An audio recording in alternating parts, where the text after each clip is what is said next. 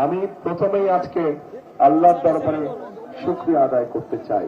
যাই বলি তার সবচেয়ে আগে আমি আল্লাহর দরবারে শুকরিয়া আদায় করতে চাই, কারণ আজকে প্রায় 19 বছর পরে আল্লাহ আমাকে আবার তৌফিক দিয়েছেন এই নিজের ভূমিতে ফিরে আসার। প্রিয় বগুড়াবাসী,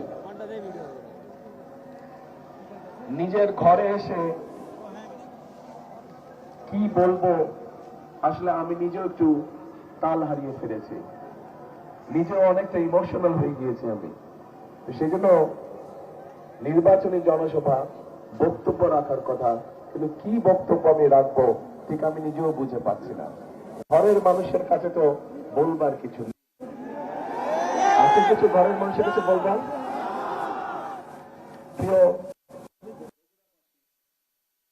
এর আগে যখন আমি দেশে ছিলাম, আজকে থেকে 19 বছর আগে, সেখানে প্রত্যেকটা মানুষ যারা সেদিন আমার বয়সে ছিলেন বা আমার থেকে একটু ছোট ছিলেন বা আমার থেকে বড় ছিলেন, আমি অনেক নতুন প্রজন্মের মানুষকে দেখছি।